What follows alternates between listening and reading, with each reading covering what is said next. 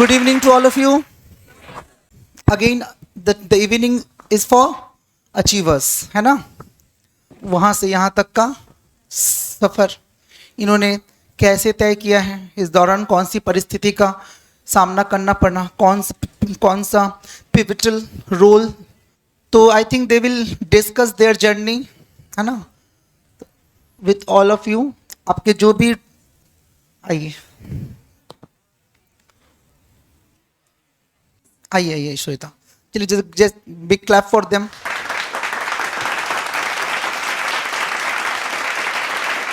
तो आज ये आपकी अपनी जो भी जर्नी रही है, they will discuss with all of you, है ना. आपके जो भी रेलेवेंट क्वेश्चंस हैं, है ना.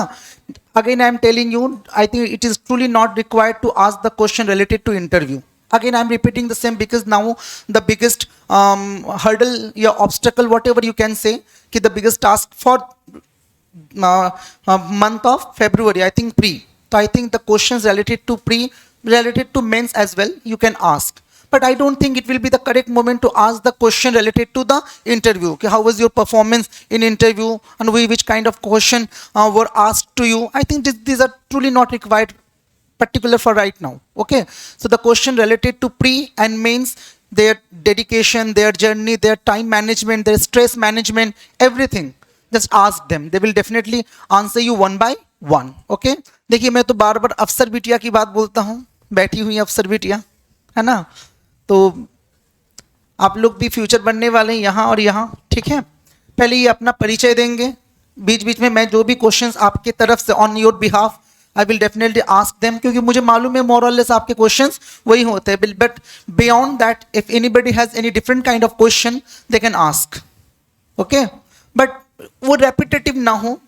आपके कुछ क्वेश्चंस तो मैं डेफिनेटली पूछूंगा, और मैं बार बार पूछ रहा हूँ कि प्री की क्या स्ट्रैटेजी होनी चाहिए, मेंस की क्या स्ट्रैटेजी होनी चाहिए, आंसर कैसे लिखें, किन शब्दों पे वेटेज दें. ये सारे क्वेश्चंस आपके रहते मैं पूछूंगा, लेकिन इसके अलावा भी आपके कुछ क्वेश्चंस रहेंगे. तो आप बिल्कुल जैसे आप लोग करते हैं लिखकर आप बिल्कुल क्या कीजिए.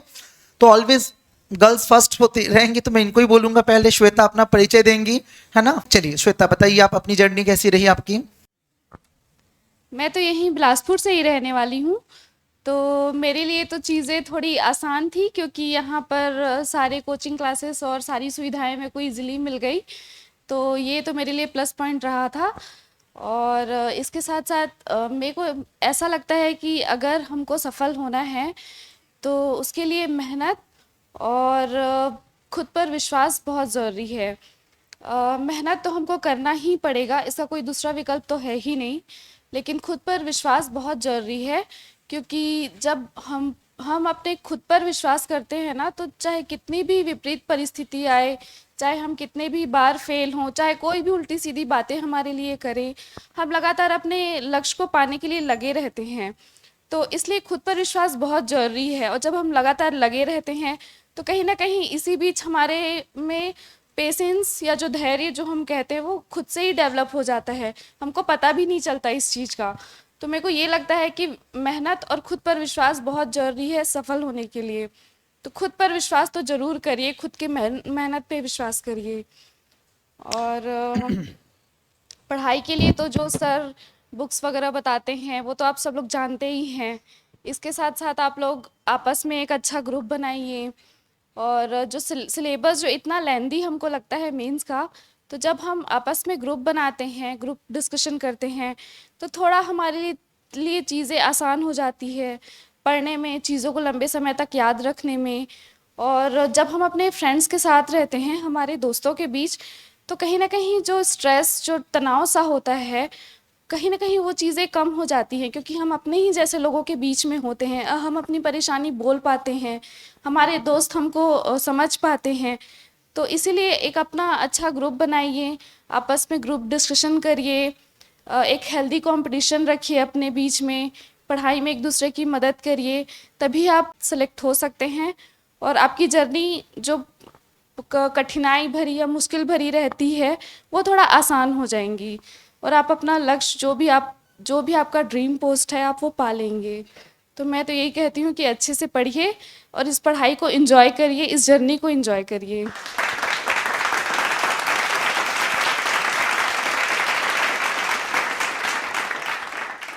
Good evening to you all.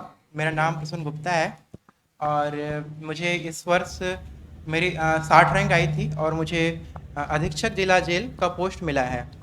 तो मैं मानता हूँ कि मैं काफ़ी मैं अपने आप को लकी मानता हूँ और बहुत ग्रेटफुल मानता हूँ, क्योंकि मैं मानता हूँ ये जो मेरी जर्नी थी बहुत लंबी थी। इसके बारे में आपको मैं थोड़ा बहुत बताऊँगा आज। और मैं मानता हूँ कि इसमें बहुत सारी चीज़ें होती हैं, हर एक आपका स्टेप परफेक्ट होना चाहिए, ठीक है।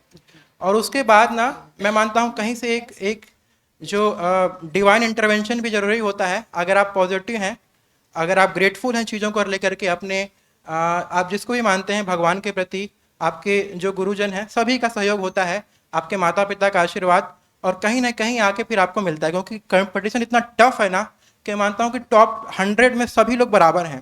थोड़ा बहुत ऊपर नीचे होकर कोई नीचे रह जाता है, कोई ऊपर रह जाता है, ठीक है। तो मुझे क्लास 2 की पोस्ट मिली है, तो इसका मैं काफ़ी ग्रेटफुल हूँ इसके लिए। और मेरी जर्नी थोड़ी लंबी रही थी। मैं कैंपस में सिलेक्शन होने के बाद, कॉलेज कैंपस में सेलेक्ट होने के बाद मैं टीसीएस पे जॉब करने चला गया था और मैंने लगभग 3.5 साल तक मैंने जॉब किया था वहाँ पे। उसके बाद मैंने डिसाइड किया कि मेरे को सिविल सर्विस में आना है।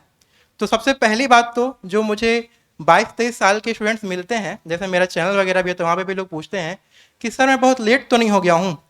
तो मैंने चालू की थी अपनी जर्नी, मैंने पहली बार सोचा था कि मैं दूंगा 26 वर्ष की उम्र में, ठीक है।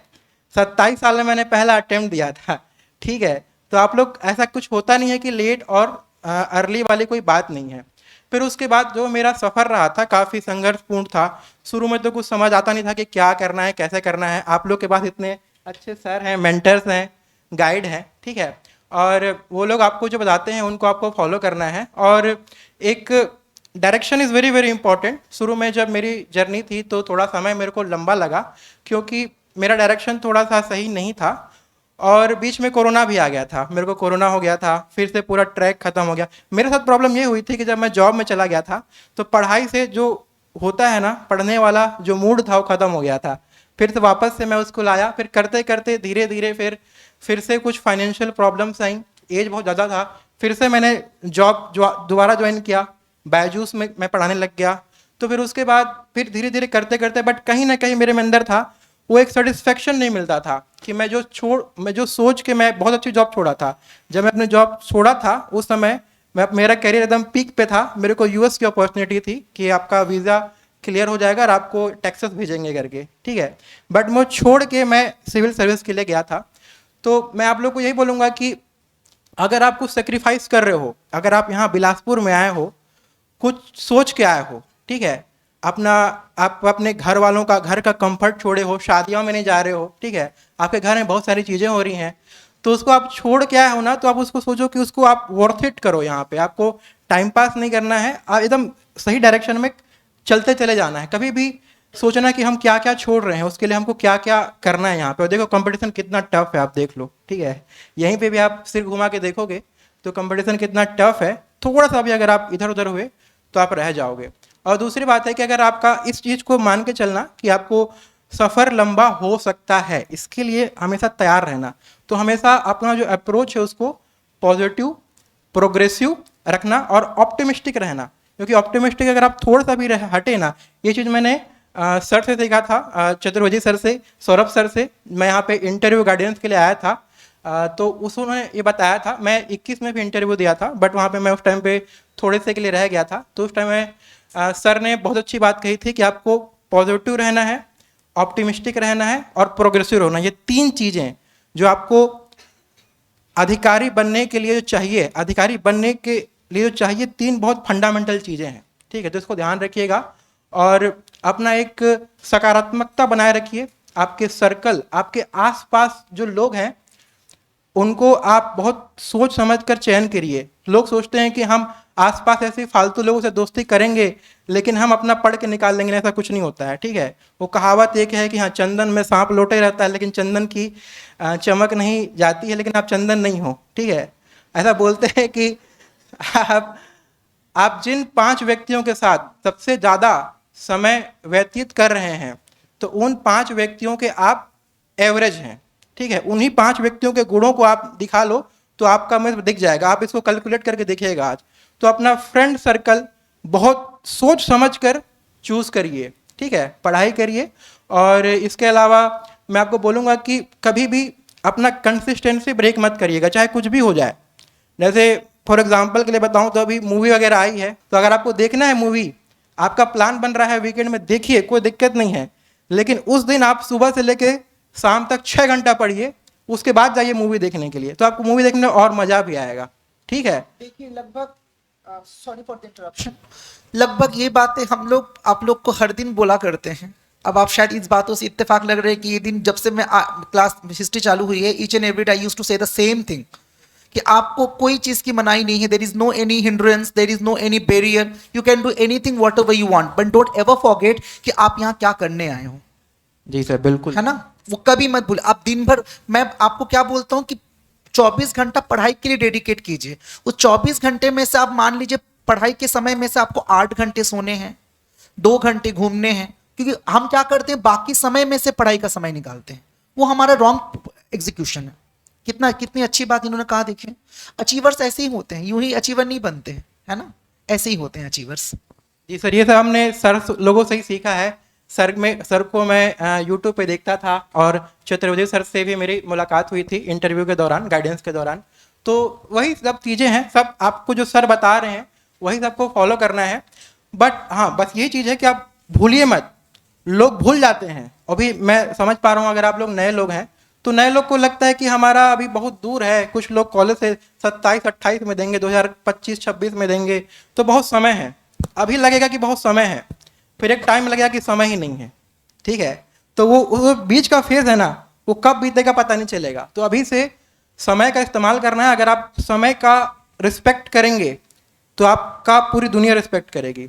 अगर आप समय का रिस्पेक्ट नहीं करेंगे तो कोई आपका रिस्पेक्ट नहीं करेगा, ठीक है। तो ये बात आप ध्यान रखिएगा पूरा। आप कभी भूलिए मत कि आप बिलासपुर क्यों आए हैं, क्या क्या सेक्रीफाइस कर रहे हैं। नहीं तो लोग यहाँ पे आके बर्थडे पार्टी वगैरह इधर उधर में बहुत व्यस्त हो जाते हैं, तो उसको थोड़ा ध्यान रखिए कि birthday party is not important, your पढ़ाई इज फर्स्ट प्रायोरिटी। आपका पढ़ाई जो है वो बहुत महत्वपूर्ण है आपके लिए, वो पहले है, उसके लिए आप बिलासपुर आए हो, दोस्ती यारी निभाने के लिए नहीं आए हो, ठीक है। दोस्ती यारी इज वेरी इंपॉर्टेंट, बट वो भी एक पार्ट है, लेकिन वो आपको एक वो सेकेंडरी है। प्राथमिक आप क्या है उसको हमेशा ध्यान रखिए, तो डिस्ट्रैक्ट नहीं होंगे। बस इतना सा मैसेज है मेरा। और कंटिन्यूटी बना के रखिए, डेली पढ़िए, कंटिन्यू पढ़िए। मैं ऐसा कि मैं अगर दिवाली में भी घर गया हूँ ना, तो मैं 2 घंटा दिवाली के दिन ही पढ़ता था, ठीक है, मैं आपको बता रहा हूँ। और एक दूसरी बात ये भी है, आप रोबोट नहीं है, मशीन नहीं है, ह्यूमन बींग्स हैं। तो 6 दिन पढ़िए, एक दिन आप ब्रेक ले सकते हैं संडे को, उसमें कोई मनाही नहीं है, जो करना है करिए, ठीक है। लेकिन 6 दिन पढ़ने के बाद अगर आप 6 दिन नहीं पढ़े हैं अच्छे से, तो आप संडे का ब्रेक डिजर्व नहीं करते हैं। तो बस वही है, निरंतरता बना के रखिए। और सकारात्मकता इज वेरी वेरी इंपॉर्टेंट। नकारात्मकता आपको बहुत चीज़ें मिलेंगी आसपास, उसको थोड़ा सा अवॉइड करने का प्रयास करिएगा। तो आपको सभी को शुभकामनाएं। अभी प्रीलिम्स आने वाला है, उसके अच्छे से तैयारी करिए, आपका अगला भी जो भी है, लेकिन आप इसको ध्यान में रखिए, ये जो मैंने 2-3 चीज़ें बातें बताई है। और आप सभी को आपकी यात्रा के लिए, जर्नी के लिए ऑल द बेस्ट। चलिए बैठो बैठो बेटा, बैठो बैठो, खुश रहो खुश रहो। She is our also achiever. देखिए कितनी, मैं I was truly not able to identify in photo her in photo ना, when I apparently when I just saw her ना, अरे ये तो शुभांगी है। चलिए बहुत बढ़िया, बहुत अच्छा लग रहा है। चलिए she actually she deserves, that's why she is here. चलिए सेम क्वेश्चन ये आपने भी कह दिया, I will definitely ask the same question to you and you also, कि आप लोग का पहले परिचय दीजिए and how was your journey and what will be definitely the suggestion for them. आप उनको बहुत ही अच्छे से बोलिए, क्योंकि अभी प्रीलिम्स बहुत पास हैं, they all are very nervous and what to do and what not to do वाला कंडीशन इनके लिए डेवलप हो चुका है। So suggest them what should do and what should not do.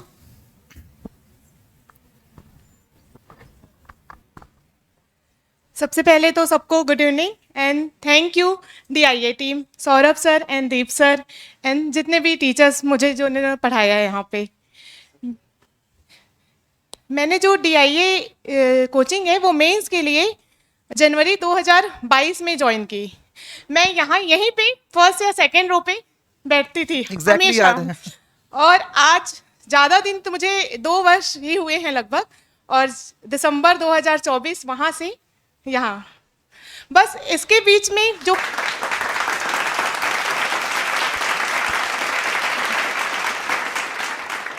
Deep sir अक्सर कहा करते हैं कि आप प्री को पहले अच्छे से पढ़िए, तभी आप मेंस ज्वाइन करिए।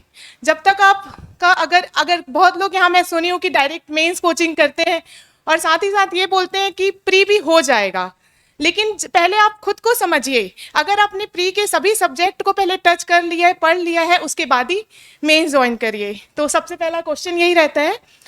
और जैसे मेरा पहला प्री था, तो मैंने अपने फर्स्ट अटेम्प्ट में ही प्री क्लियर किया और मेंस दिया, बट मेरा मेंस क्लियर नहीं हो पाया था क्योंकि मेरी कोचिंग भी चल रही थी और मैं उतना अच्छे से पहले मेंस की जो एग्ज़ाम की डिमांड है उसको समझ नहीं पाई थी। फिर जब कॉपी आई, उसके बाद मैंने अपना जब एनालिसिस किया और फिर से प्री, अभी ये जो 2023 वाला आया, प्री मेंस और इंटरव्यू और 62 रैंक आया। ठीक।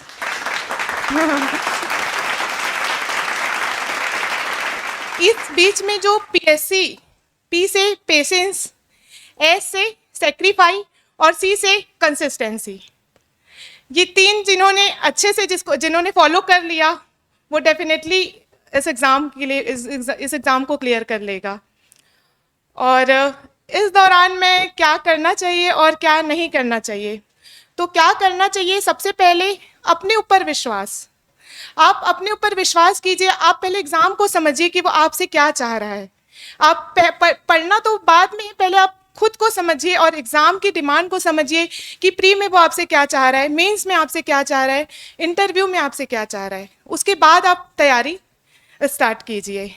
जैसा कि कहते भी हैं कि पेड़ को मतलब आरी में धार ज़्यादा ज़रूरी है, तभी आप पेड़ को काट पाएंगे, वरना तो समय बहुत लंबा लग जाएगा। तो ये आपको करना है। और दूसरा चीज़ करना है सेक्रीफाइस। सेक्रीफाइस में ये नहीं बोलूँगी कि सब चीज़ छोड़ दीजिए, बट अपनी प्रायोरिटी डिसाइड कीजिए। मेरा प्रीलिम्स था लास्ट ईयर का, 4 मार्च को मेरी दी की शादी थी और मेरी 2 बहन 1 भाई हैं। मेंस के समय मेरे ऐसा हुआ ही कि मेरे भैया की एंगेजमेंट थी और जिस दिन मेरा इंटरव्यू था 21 नवंबर और 22 नवंबर को मेरे भैया की शादी थी। मतलब अब शादी तो आप जान रहे हैं हमारे भारतीय समाज में कितना डिस्ट्रैक्शन रहता है, और भाई बहन की शादी मतलब बहुत। तो इस दौरान मतलब आपकी लाइफ में भी कुछ दूसरी तरह की प्रॉब्लम्स आ सकती है, उतार चढ़ाव आ सकते हैं, बट इसमें सबसे पहले पेशेंस और कंसिस्टेंसी। मुझे पता था कि मुझे उधर भी इन्वॉल्व होना है और अपनी पढ़ाई को भी प्रायोरिटी पे रखना है।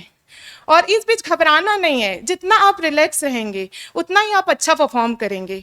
प्री में आप पूरा साल भर पढ़ते हैं, लेकिन वो 2 घंटे का जो आप अपना वहाँ परफॉर्म करते हैं वही आपके रिजल्ट को तय करता है। मेंस में आप वर्षों का संघर्ष, लेकिन जो वो 4 दिन हैं उसमें आप मेंटली फिजिकली कितना स्ट्रांग होके देते हैं वो सबसे ज़्यादा आपके ऊपर डिपेंड करता है। इंटरव्यू में आपका नॉलेज होना ही चाहिए, लेकिन आप अपनी पर्सनैलिटी को कितने अच्छे से परफॉर्म करते हैं ये डिपेंड करता है। तो यही सब रहा मेरी जर्नी में। मेरी जर्नी ज़्यादा 3 साल का ही रहा है, बट इस सालों में मैंने पीएससी को प्रायोरिटी पे रखा है और इसीलिए मैं आज यहाँ पे हूँ।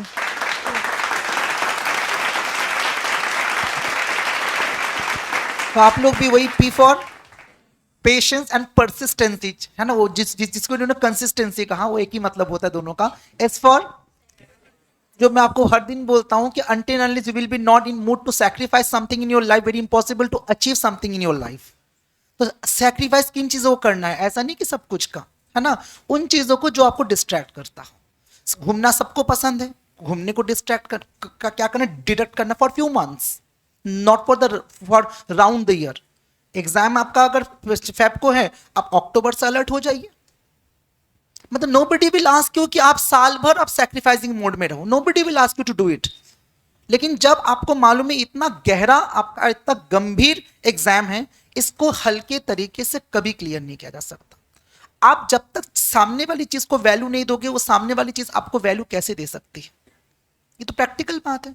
तो सैक्रिफाइस कीजिए। अच्छा खाना सबको पसंद है, लेकिन नहीं खाना है उतना ही खाना जो आपको हेल्थ के लिए जरूरी है और हेल्थ को ठीक रखने के लिए जरूरी है। और एस फॉर, जिन्होंने कहा कंसिस्टेंसी, उसके लिए साथ साथ कंसिस्टेंसी विद कॉन्फिडेंस। मुझसे हो जाएगा, मुझसे ही हो जाएगा नहीं, मुझसे हो जाएगा, मुझसे हो जाएगा, कॉन्फिडेंस, मुझसे ही हो जाएगा, दैट इज ट्रूली मतलब समझ रहे हो, बहुत ज्यादा कुछ लोग होते हैं ना, तो इसको समझिए, बाकी कर लोगे आराम से। 3 साल में देखो वहां से यहां, है ना। और जो मान लो हमारे यहाँ ऐसे बच्चे बहुत सारे हैं जो फर्स्ट ईयर में हैं, उनके लिए तो और आसान हो गया. She is the true motivation for them. 3 साल उन तक उनका भी खत्म होते होते मतलब उनको फर्स्ट अटेम्प्ट में ही हो जाना चाहिए उनका. तो ये आपके अंदर दिस मतलब confidence should be there in you. Okay, I think then everything will be easy. चलिए अब आप अपनी बताइए, अपनी जर्नी, अपना नाम और पूरी जर्नी बताइए, क्या करना चाहिए और क्या नहीं. फिर बहुत सारे क्वेश्चंस होंगे अभी फिर. जी, गुड इवनिंग. मेरा नाम अमन साहू है और मैं बेमेतरा ज़िले का रहने वाला हूँ. और मैंने ये जो सफलता है अपने तीसरे प्रयास में प्राप्त किया है. और मैंने अपना CGPSC का जर्नी जो है ग्रेजुएशन के दौरान ही स्टार्ट कर दिया था. और फर्स्ट अटेम्प्ट में मेरा प्री क्लियर हुआ, मेंस रुक गया था. और सेकंड में मेंस क्लियर हुआ लेकिन इंटरव्यू क्लियर नहीं हो पाया. और तीसरे प्रयास में मैंने प्री, मेंस और इंटरव्यू तीनों मेरा क्लियर हो गया और मेरा 20वां रैंक प्राप्त हुआ. और वर्तमान में असिस्टेंट कमिश्नर GST मुझे प्राप्त हुआ है. और सबसे पहले ये कहना चाहूँगा, जैसे शुभांगी मैम ने कहा है PSC के बारे में, और हम किस परीक्षा की तैयारी कर रहे हैं, CGPSC की. तो जो 2 वर्ड है C और G, इसको मैं परिभाषित करूँगा. C से क्लियरिटी, स्पष्टता होनी बहुत ज़रूरी है. खासकर जैसे यहाँ आते हैं तैयारी करने के CGPSC की और भटक जाते हैं, अर्थात क्योंकि हर 2 महीने, अभी तो नहीं आ रहा है एग्ज़ाम, लेकिन हर 2 महीने में किसी न किसी एग्ज़ाम आता ही रहता है, व्यापम का, वनडे हो, SSC हो. तो सबसे पहले हमारे दिमाग में क्लियरिटी होनी चाहिए कि मुझे CGPSC सिविल सर्विस का ही एग्ज़ाम देना है, ये होनी चाहिए. हाँ, हो सकता है कि आपका 2 साल या 2.5 साल का तैयारी हो गया है, उसके उपरांत आप अन्य परीक्षाएं भी दे सकते हैं, लेकिन आप CGPSC के बारे में आपकी स्पष्टता होनी चाहिए, ये पहला कहूँगा. और दूसरी बात ये है कि जी से मैं कहूँगा ग्रेटिट्यूड, अर्थात आप कृतज्ञता खासकर अपने पेरेंट्स, ईश्वर के प्रति अवश्य कीजिए, क्योंकि आपको ये जो अवसर दिए हैं उन्हीं की बदौलत है. इसलिए मैं हमेशा जितने भी आपको यहाँ भेजे हैं उनके प्रति हमेशा आभारी रहिए. तो ये 2 बात हैं. और इसके अलावा एक मूल मंत्र दे रहा हूँ, खासकर फिलॉसफी आप सभी ने पढ़ा होगा, तो सबसे पहले उसमें चर्चा की गई थी राइट फेथ, ठीक, मतलब सम्यक विश्वास, ठीक है, यह श्रद्धा कर सकते हैं. तो किनके प्रति सम्यक विश्वास करना है, अर्थात उचित विश्वास सबसे पहले अपने ऊपर, दूसरा है ईश्वर के ऊपर या परम तत्व जिसके ऊपर विश्वास करते हैं, और अपने लक्ष्य के प्रति. ठीक है, तो पहला चीज़ क्या है, सम्यक विश्वास. दूसरा है राइट क्या है, नॉलेज, अर्थात CGPSC में आते हैं, हमारे पास तो मटेरियल इतना सारे रहते हैं, रिसोर्स इतना सारा है, इंटरनेट के माध्यम से प्रिंटेड नोट. तो सबसे पहले ये याद रखना कि ज्ञान उतना ही लेना है जितना हमारे लिए ज़रूरी है.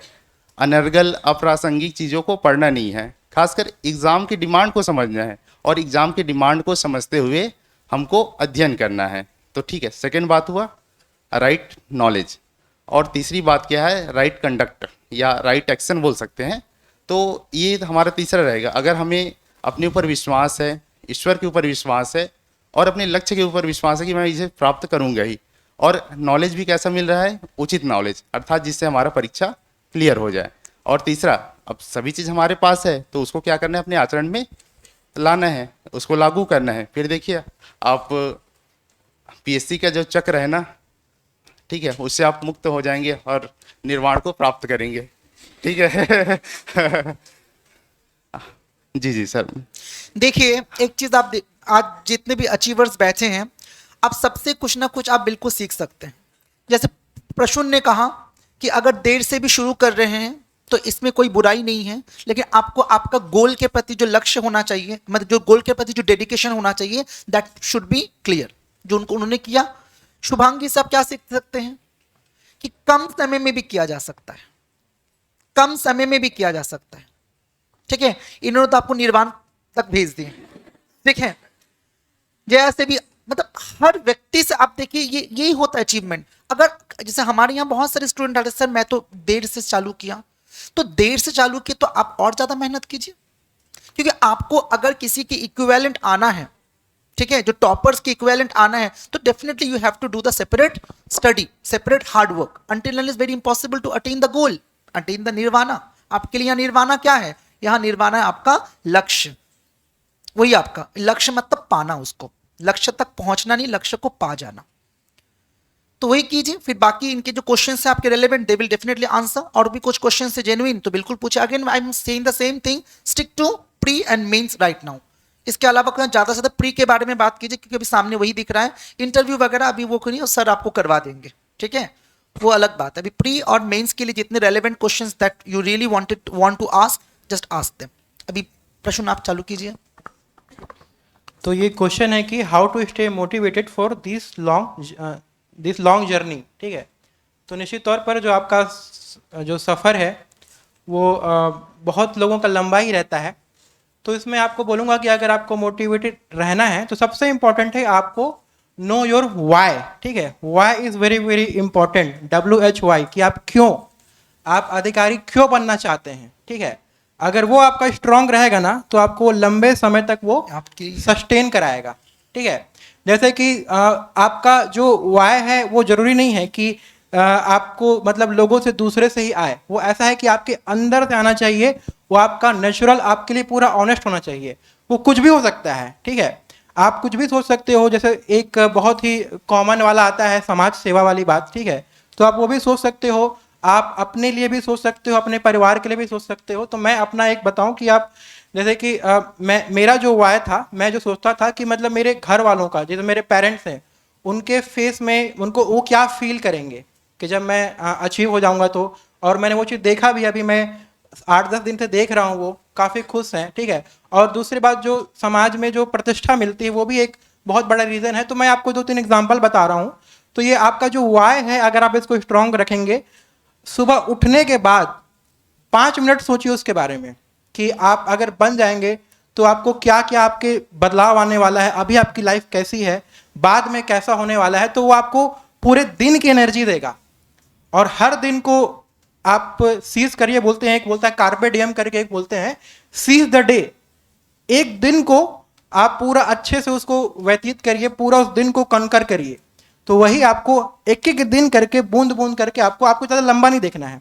और दूसरा एक तरीका है, मेरे में कभी भी मैं डिमोटिवेट होता हूँ, मेरे दिमाग में उठ पटांग चीज़ें चल रही हैं कि होगा नहीं होगा, मैं चुपचाप पढ़ने बैठ जाता हूँ। तो दिमाग हो गया खाली, पढ़ने में हो गया इन्वॉल्व, तो आपका कुछ सॉर्ट होगा नहीं। तो बस वही है, मैं आपको बोलूँगा, मैं समराइज करता हूँ, आपको अपना जो अधिकारी क्यों बनना है, आपका जो वाय है, क्यों आप यहाँ आए हैं, उसको स्ट्रॉन्ग रखिए। उसके बारे में अगर आपको अभी नहीं पता है तो घर जाके सोचिएगा, उस पर आप लिखिए, उसको आप लिखेंगे तो आपका जो क्लैरिटी आएगा आपके थॉट पे, उसको पेपर और पेन लेके लिखिए, आप क्यों बनना चाहते हैं, 5, 6, 7, 8 पॉइंट लिखिए, ठीक है।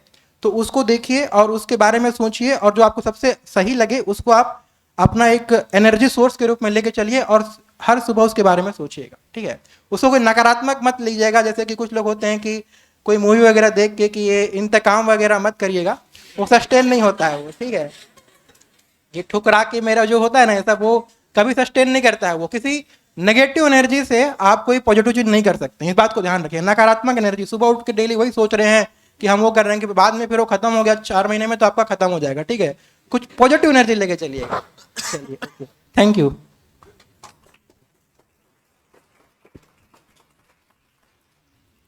देखो, अगला क्वेश्चन है हिंदी में मुहावरे, लोकोक्ति, विलोम, पर्यायवाची, ये सब कैसे याद करें, जो इंग्लिश मीडियम वाले हैं। तो लैंग्वेज या फिर लैंग्वेज का जो सब्जेक्ट है ना, उसको कुछ लोग ऐसा करते हैं कि एक दिन पकड़ लेते हैं और एक दिन 2 दिन में हम ये लैंग्वेज ख़त्म कर लेंगे, इतने दिन में हिंदी ख़त्म कर लेंगे, इतने दिन में छत्तीसगढ़ी ख़त्म कर लेंगे, ऐसा सोचते हैं। मेरे ख्याल से ऐसा ना करके, अगर हम डेली 1-1 घंटा या जो 45 मिनट या जो भी आप हिंदी, छत्तीसगढ़ी, इंग्लिश के लिए जितना भी समय आप देना चाहते हैं, आप वो डिसाइड करिए। अब हिंदी का नंबर तो 100 नंबर का है, हिंदी का मेंस में, तो हिंदी को ज़्यादा टाइम दीजिए।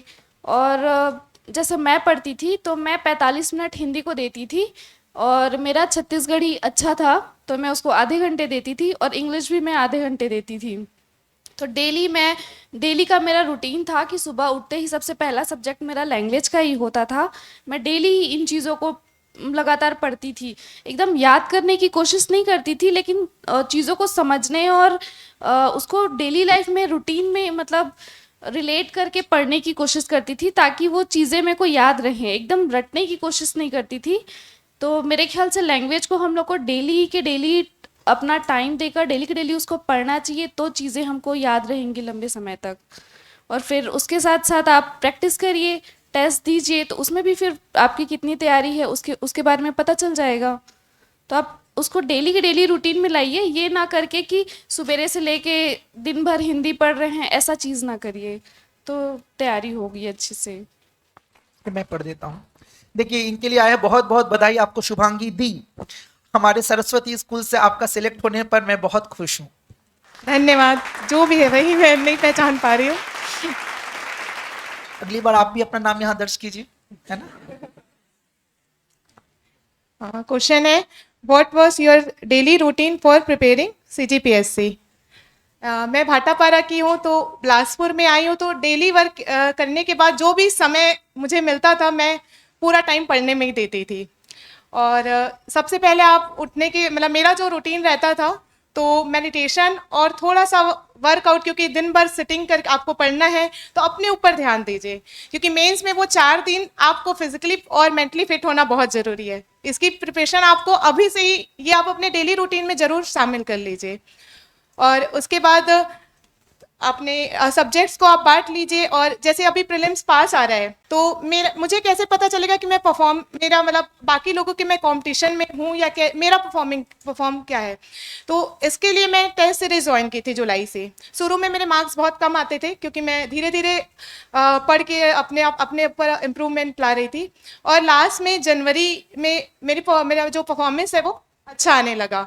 मैंने टेस्ट सीरीज DIA के प्री मेंस इंटरव्यू तीनों में मैं DIA के साथ जुड़ी रही हूँ, और यही मेरा शेड्यूल था। और इसमें नेक्स्ट क्वेश्चन है, 2-3 सब्जेक्ट एक साथ कैसे पढ़ें? तो इसके लिए है, आप जैसे नवंबर में भी टेस्ट सीरीज आप उठा लीजिए। जैसे जैसे टेस्ट सीरीज है उसके अकॉर्डिंग आप अपने पूरे सब्जेक्ट को पढ़ के साइड करते जाइए। और इसके अलावा जो करंट अफेयर हो गया, जो डेली पढ़ने वाला सब्जेक्ट है, उसको आप साथ ही साथ 1 घंटे या 1 घंटा करंट अफेयर को दे दीजिए। CSET भी इस बार वाला मतलब उतना ज़्यादा टफ नहीं था, लेकिन लास्ट ईयर जो हुआ था 2022 का, उसमें बहुत लोग CSET की वजह से ही क्लियर नहीं कर पाए थे। इसलिए उसको हल्के पे मत लीजिए। CGPSC के कुछ भी हो सकता है, कभी GS पेपर सरल आ सकता है, कभी CSET को वो टफ कर सकता है। इसलिए आप हर सिचुएशन के लिए अपने आप को प्रिपेयर रखिए। बस। प्रश्न है, टाइम मैनेज कैसे करें? सेकंड क्वेश्चन था revision, current affair, topic cover, ये सारी चीज़ों को कैसे हैंडल करें, मार्गदर्शन करें। सबसे पहली बात ये है कि टाइम मैनेज कैसे करें ना। तो यहाँ पे प्रश्न उठता है कि टाइम मैनेज करने वाली चीज़ नहीं है, बस अपने लक्ष्य के प्रति डेडिकेट रहिए और निरंतर पढ़ते रहिए। और मैं हमेशा बोल रहा हूँ कि एग्ज़ाम की डिमांड को समझना है कि आपको कहाँ पढ़ना है और कितना पढ़ना है। क्योंकि देखो, इनपुट आउटपुट रेशियो ना, आप कितना उस पर इनपुट लगा रहे हैं और आउटपुट कितना मिल रहा है, ये इसको बहुत ध्यान देना है, खासकर सब्जेक्ट वाइज। जैसे मैं कहता हूँ CGPSC में ना, अगर देखा जाए ओवरऑल सिलेबस भी देखा जाए, तो प्रीलिम्स में आपका पॉलिटी है, ज्योग्राफी है और हिस्ट्री एंड कल्चर है ना, यहाँ से मैक्सिमम क्वेश्चन उठ जाते हैं और बाकी जो पोर्शन है इससे रिलेटेड रहता है। तो मैं कहूँगा एग्ज़ाम की डिमांड को समझिए और जितने भी टॉपिक है ना वो कवर हो जाते हैं। और सबसे पहली बात कि 100% तैयारी कभी भी नहीं होती। आप अगर एग्ज़ाम के सिलेबस का अगर आप 60 to मैं कहूँगा 70% आप अगर अच्छे से कर लिए है ना, बाकी को भी करना है, लेकिन आप 60 to 70% भी पढ़ रहे हैं अच्छे से, तो आपका एग्ज़ाम क्लियर हो जाएगा। और तीसरी बात है करंट अफेयर की। तो करंट अफेयर यहाँ पे बहुत ज़्यादा हवा बना देते हैं कि करंट अफेयर, मैं सही बता रहा हूँ। और खासकर उन करंट अफेयर, तो करंट अफेयर, किन करंट अफेयर को आपको देखना है? सबसे पहले जिनका सरोकार आपकी परीक्षा से हो। हम ऐसे ऐसे करंट अफेयर को पढ़ते हैं जिनका एग्ज़ाम से कोई लेना देना ही नहीं है, क्योंकि हम ऐसे एग्ज़ाम की तैयारी कर रहे हैं जो डायरेक्ट जो है प्रशासन से जुड़ा हुआ है। तो हमको जो बड़ी बड़ी चीज़ें हैं ना उनको ध्यान में रखना है। जैसे कि बहुत सारा मैगजीन देखा हूँ जिसमें कोई औचित्य नहीं रहता, उनको भी वो सारी न्यूज़ को कवर कर देते हैं। और न्यूज़पेपर पढ़ते रहिए, बस आप उसको नोट्स मत बनाइए कि मंथली बना रहा हूँ कि डेली टू डेली, ऐसा मत बनाइए। बस अपने दिमाग में उसको अपडेट रहिए कि हाँ इस महीने ये घटना हुई थी, ताकि लास्ट में जब रिवीजन करो तो वो सारी चीज़ें आपका क्लियर हो जाए। और टॉपिक कवर, हाँ टॉपिक कैसे कवर करें? तो टॉपिक कवर करने का सबसे बेस्ट माध्यम है टेस्ट सीरीज़। चाहे वो प्रीलिम समय हो और आपका मेन समय हो। अगर प्रीलिम समय है तो देखो मैं 2 टाइम से ना लगातार 2 साल से यहाँ डेल्ही इसमें टेस्ट सीरीज ज्वाइन किया हूँ। तो उसमें क्या होता है कि नवंबर से आपका प्रीलिम्स तक टेस्ट सीरीज स्टार्ट हो जाता है।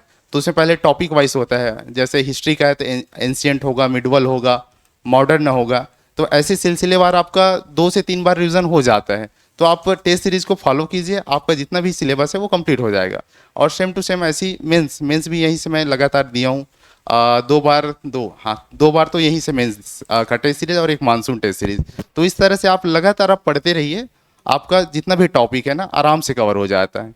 और एक है भूलने की ना आदत जो है, तो वो सब भूलते हैं। बस आपको ये ध्यान रखना है कि जो प्रोसेस है लास्ट का जो 3 महीना ना, इसको अच्छे से पढ़ना है, फिर देखना आपको ऑटोमेटिक ही ना एग्ज़ाम में बहुत अच्छा परफॉर्मेंस करेंगे।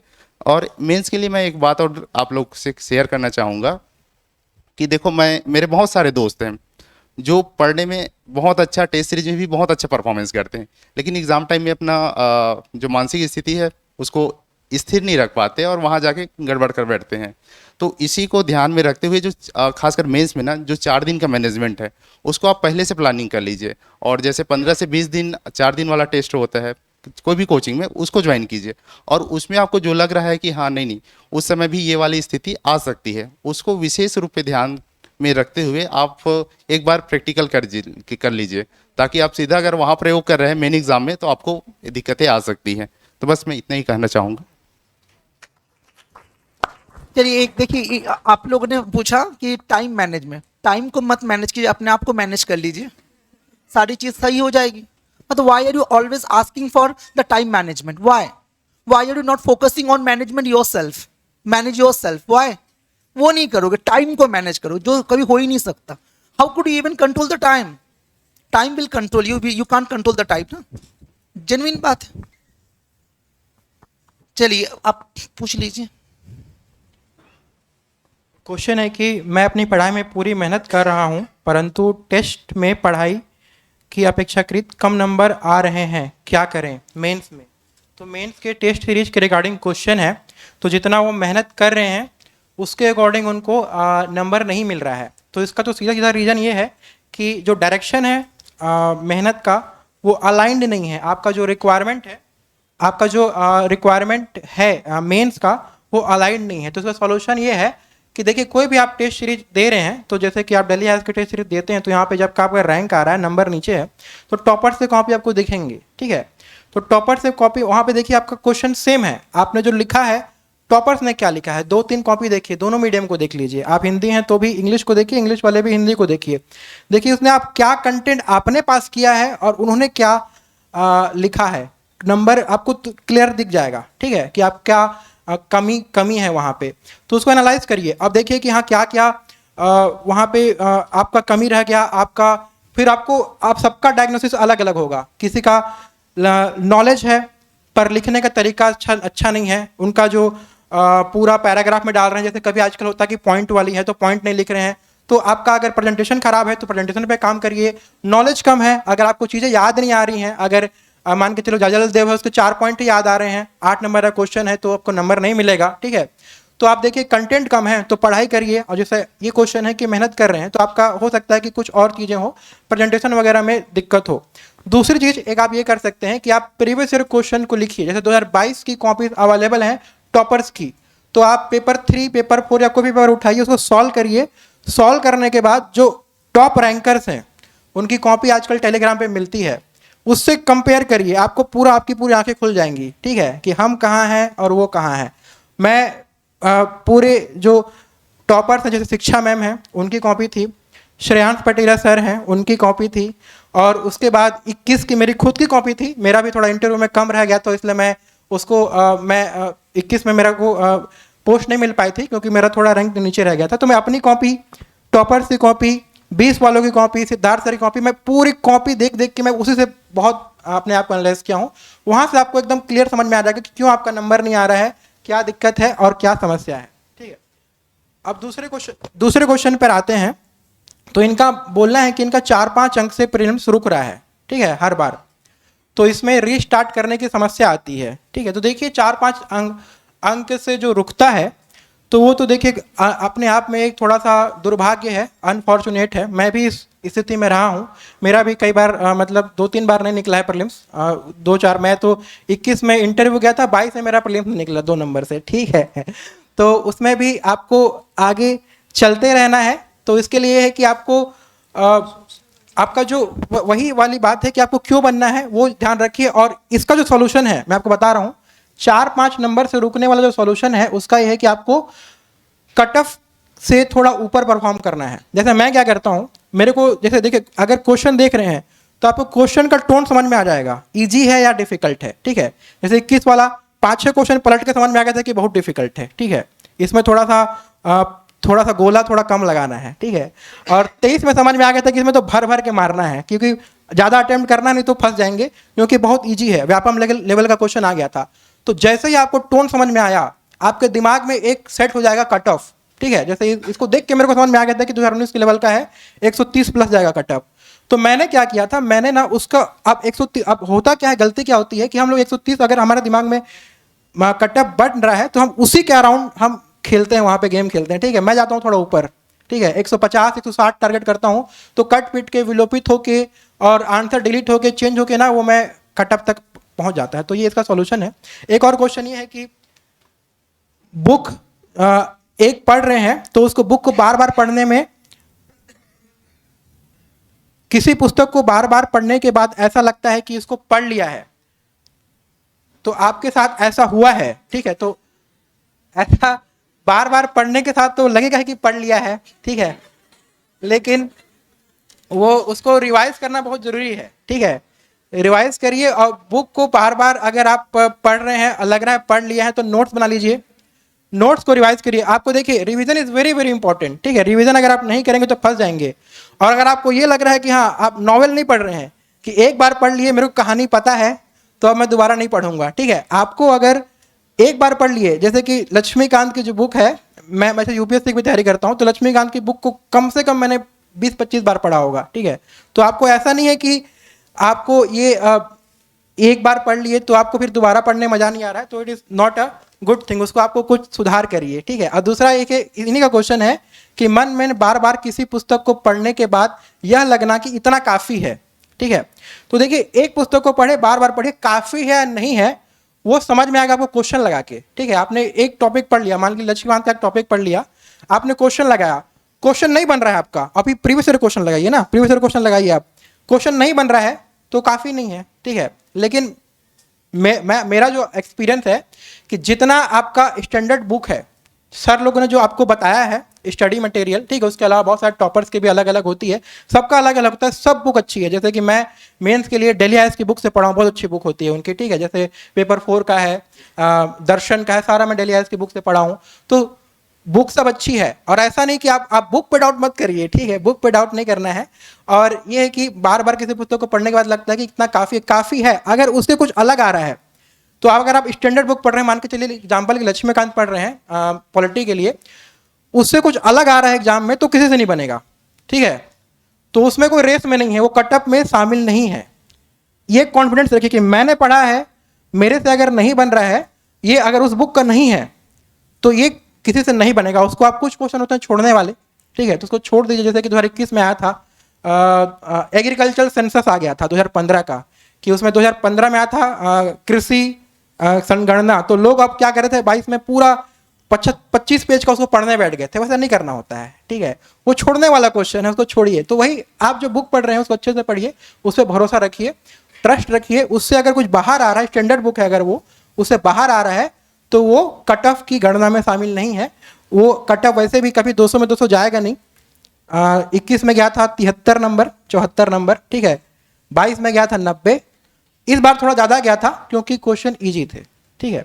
तो वही है, आप उसी बुक को बार बार पढ़िए और अपने प्रिपरेशन पे ट्रस्ट करिए, अपने ऊपर बिलीव करिए, अपने मेंटर्स पे बिलीव करिए, अपनी पुस्तकों पे बिलीव करिए और अपने तैयारी पे बिलीव करेंगे, ठीक है। डाउट नहीं करेंगे, डाउट करेंगे तो फंसेंगे, ठीक है। ओके, देखिए मैं इसमें कुछ ऐड ऑन करूंगा, जैसे इन्होंने कहा बिल्कुल। एक्चुअली इनके साथ प्रॉब्लम क्या है जानते हैं, मैं पहले भी कई बार क्लास में बोला हूं कि आप छत्तीसगढ़ और इंडियन जीएस की जब हम बात करते हैं, when we are talking about, मतलब if you bifurcate the GS topics into Chhattisgarh Indian GS, Chhattisgarh GS केवल आपको रेस में बनाकर रखता है. To be very honest, there might be the different people will share the different perception about it, but what I exactly feel about the CGGS ना, मैं आपको literally बता रहा हूँ, छत्तीसगढ़ जीएस मोर और लेस सबका एक जैसा होता है, क्योंकि उसके फैक्ट्स, उसके कंटेंट इतने कन्फाइंड और इतने लिमिटेड मैनर में है ना, मोर और लेस. मैंने कहा ना, कोई 2 फैक्ट ज्यादा जानेगा, 2 फैक्ट कम जानेगा, यही हो सकता है, क्योंकि ऑलमोस्ट सबके, इवन सब बुक्स भी ऑलमोस्ट एक दूसरे के ही कॉपी पेस्ट. इसको बोलने में कोई परहेज नहीं है. I will not be abstain from saying this कि ऐसा नहीं है. आपको रेस में लीड कर, मतलब व्हाट एग्जैक्टली से, सीजीजीएस आपको रेस में बनाकर रखता है, लीड करवाता है इंडियन जीएस. और हम हमेशा फेल होते हैं इन चूजिंग इंडियन जीएस बुक्स. हम क्या करते हैं, मार्केट में जाके पतली पतली एक एक लाइन वाली बुक्स खरीदते हैं. और मैं पहले भी बोला हूं कि we people are responsible for our own failure, because history है, उसको हम डिफरेंट परसेप्शन, ये प्री का है, ये मेंस का है, क्यों ऐसा करते हैं. ये बात सही है, आप लोग भी शायद इस बात को एग्री करेंगे. हिस्ट्री है, आप एक ही बार पढ़ो ना, उसमें आपके फैक्ट्स भी हो, उसमें आपके कंसेप्ट भी हो. फिर आप मेंस में क्या करोगे, फिर अलग लेवल का हिस्ट्री पढ़ने जाओगे एनालिसिस करके, तो टाइम कंज्यूमिंग है ना. हाँ, आपको बार बार, that is why I always use to aware you कि आप be always be selective in choosing books. ये क्वेश्चन है, मैथ्स के लिए आप लोग कौन सा बुक पढ़े हो? तो आप लोगों को कोचिंग में जो भी मैथ्स के लिए बुक दिया जाता है और पढ़ाया जाता है, आप लोग उसको अच्छे से पढ़िए. डेली उस चीज़ का, उसका कम से कम मैथ्स के लिए ना 1 से 1.5 घंटे का टाइम डेली दीजिए. और जो भी पढ़ाया जा रहा है डेली के डेली उसको सॉल्व कीजिए. और मैथ्स ऐसा है ना कि वो अगर प्रैक्टिस डेली की डेली करोगे तभी वो आपसे बनेगा. चाहे वो कितना भी अच्छा, वो इंसान कितना भी अच्छा मैथ्स बनाने वाला हो, अगर उसके डेली के रूटीन में मैथ्स प्रैक्टिस में नहीं है तो वो एग्ज़ाम में नहीं बना पाएगा. उसको भी सोचना पड़ जाएगा, उसका भी टाइम ज़्यादा जाएगा. तो ज़्यादा अच्छा है कि डेली की डेली मैथ्स को प्रैक्टिस करो, तभी वो आपको एग्ज़ाम में बनेगा. कोशिश करिए प्रीवियस ईयर के क्वेश्चन पेपर को पहले सॉल्व करने की मैथ्स के लिए, और डेली रूटीन में अपने मैथ्स की प्रैक्टिस के लिए मतलब लाइए. डेली के डेली टाइम दीजिए. अच्छा नहीं लगता है, कुछ लोगों का बैकग्राउंड मैथ्स वाला नहीं होता है तो उनसे नहीं बनता है, और जब नहीं बनता है तो बनाने का मन भी नहीं होता है. लेकिन फिर भी कोशिश करिए कि 1 से 1.5 घंटे मैथ्स की बुक के साथ अपने आप को बांधे रखिए. शुरू में नहीं बनेगा, फिर भी कम से कम आधे घंटे में एक क्वेश्चन बनेगा. लगे रहोगे. अगर डेली के डेली बनाओगे, समझने की कोशिश करोगे तो धीरे धीरे समझ में भी आने लगेगा. और शुरुआत में हो सकता है एक क्वेश्चन आधे घंटे में बने, तो 10 दिन 15 दिन बाद वो चीज़ें 15 मिनट में बन जाएं. धीरे धीरे इंटरेस्ट भी आएगा, इंटरेस्ट आएगा तो बनने लगेगा. तो फिर ऐसे करके आपका कब मैथ्स का लेवल हाई हो जाएगा आप लोग को पता भी नहीं चलेगा. तो डेली के डेली प्रैक्टिस में लाइए मैथ्स को. ये रटने वाली चीज़ें नहीं हैं, ये समझने वाली चीज़ें हैं, प्रैक्टिस की चीज़ें हैं. तो प्रैक्टिस करिए. और अगला क्वेश्चन है, मेंस में नंबर अच्छे आ जाते हैं किंतु प्री टेस्ट में प्रश्न ज़्यादा गलत हो रहे हैं. तो कहीं ना कहीं गलत हो रहे हैं प्री में क्वेश्चन. हो सकता, हाँ, रिवीजन कम है और कहीं ना कहीं आप चीज़ों को ध्यान से नहीं पढ़ रहे हैं या समझ नहीं पा रहे हैं. हो सकता है टॉपिक आपके क्लियर समझ में नहीं आए हैं, या फिर आप क्वेश्चन बनाते समय हड़बड़ी कर रहे हैं, क्वेश्चन को समझ नहीं पा रहे हैं. तो टेस्ट देने का मतलब तो यही है ना कि हमको चीज़ें कितनी समझ में आई हैं, हमको चीज़ें याद आ रही हैं. और क्वेश्चन गलत जो होते हैं एग्ज़ाम में, वो गलती वहाँ ना होकर यहाँ हो जाए और वो गलती धीरे धीरे कम हो जाए, इसकी ही प्रैक्टिस है ना. तो अगर नंबर कम आ रहे हैं या क्वेश्चन ज़्यादा गलत हो रहे हैं तो कोशिश करिए कोई स्टैंडर्ड अच्छी बुक्स पढ़िए, ध्यान से पढ़िए, समझिए उस चीज़ को. और ज़्यादा से ज़्यादा MCQ, प्रश्न बैंक वगैरह प्रीवियस ईयर के क्वेश्चन है उसको सॉल्व करिए, रिवीजन करिए बार बार उस चीज़ को.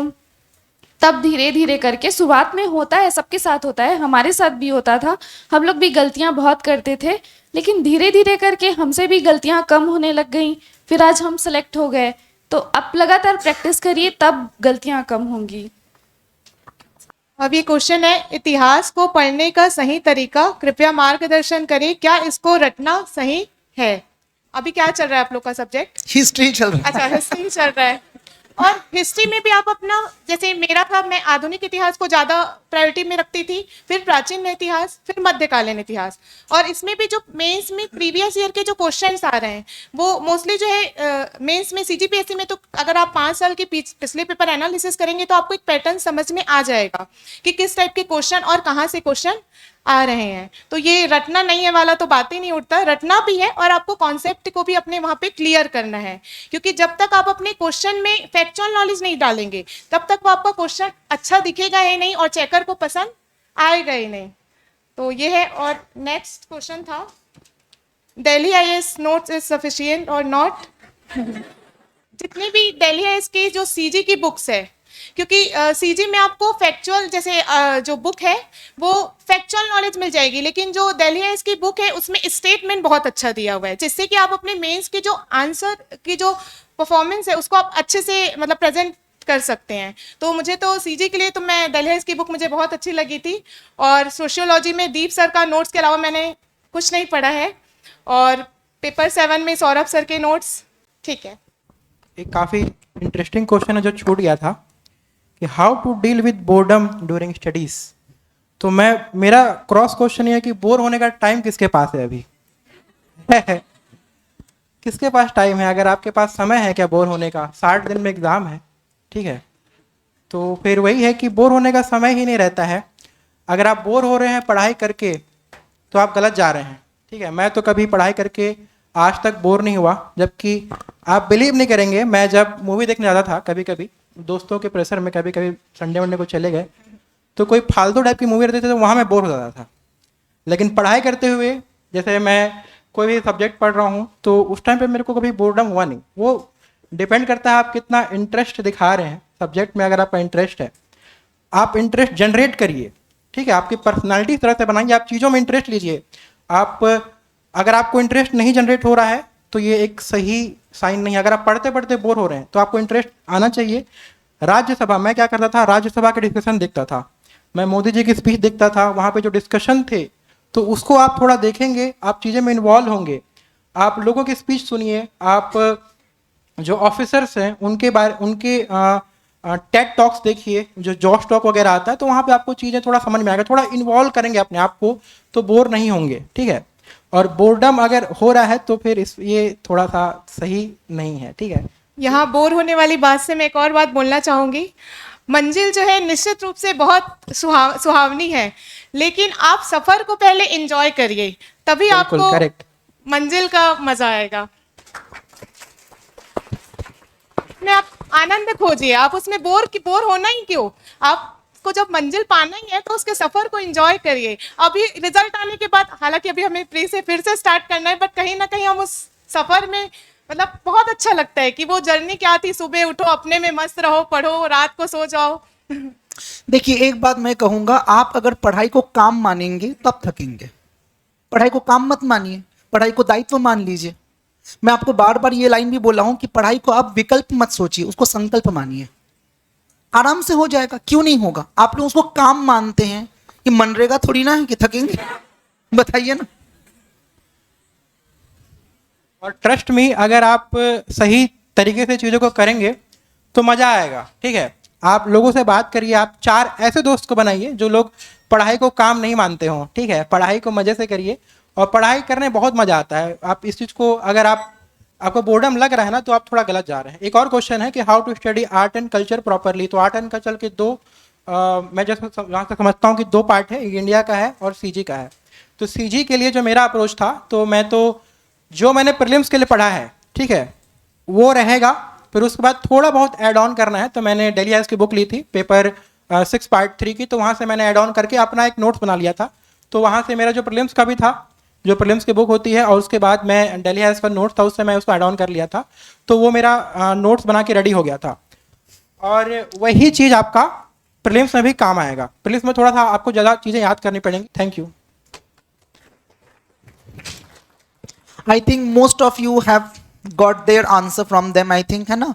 तो ये कॉन्वर्सेशन को, इस कॉन्क्लेव को, I think we must conclude here, ठीक है, क्योंकि अल्टीमेटली घुमा फिरा के अल्टीमेट बात वही है कि आप मेहनत नहीं करेंगे तो आप अपने लक्ष्य तक नहीं पहुंचेंगे। तो आप लोग को भी वही है शुभकामनाएं हैं जो इनके पढ़ते समय इनके गुरुजन या इनके शिक्षकों ने दिया था, हमने दिया था। ठीक है, आप लोग के लिए भी वही गुरु मंत्र है, सिर्फ एक ही मंत्र है, वो है आप लगन के साथ सही दिशा में क्या कीजिए, पढ़ाई कीजिए, you will definitely get the success. ठीक है, चलो इन सभी को मैं खूब सारी शुभकामना देता हूँ। और अगली बार फिर वही बात जो मैं कहूंगा, अगली बार आएंगे तो चारों डीसी बन के आएंगे। ठीक है, चारों बिल्कुल, और बनेंगे ही बनेंगे। ठीक है, चलिए।